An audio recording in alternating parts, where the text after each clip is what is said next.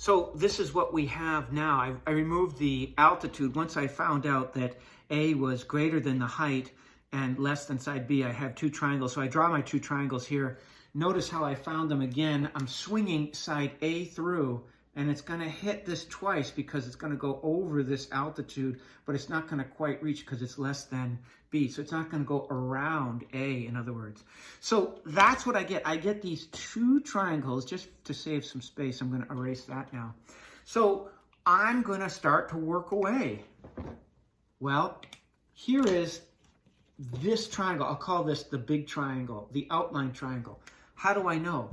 Well, if I do sine of angle B, I call this one B and this one B prime, just for the rock of it, divided by 31 is equal to sine of A, which is 20.5 degrees, over 12. Now, how do I know I'm going to find this acute angle A?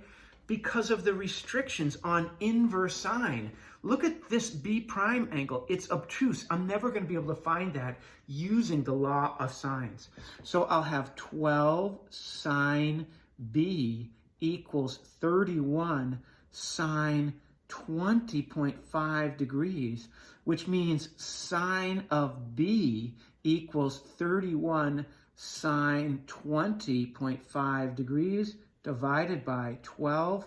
So B is going to be inverse sine. Remember, that's where we have the restrictions of 31 sine 20.5 degrees divided by 12. Use your parentheses when necessary, or your control division button.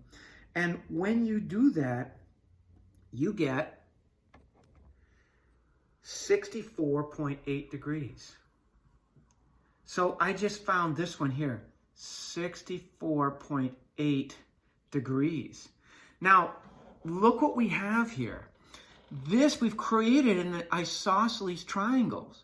So by base angles, I get 64.8 degrees here. So what will B prime be? Look at the picture. It's a straight angle. So they're actually supplements. 180 minus 64.8 degrees is equal to 115.2 degrees. So this angle here, 115.2 degrees, is our angle B prime, I'm calling it, or B1, if you will. Again, why is that? Look, you've created an isosceles triangle. A is equal to A. So this angle will equal that angle, and we just found this angle using our law of sines. So if this angle is known as 64.8, I can use supplementary angles. That's all I'm doing. Supplementary angles have to add up to 180 to find 150.20. So look at the two triangles. This big one here has angle B as 64.8 degrees.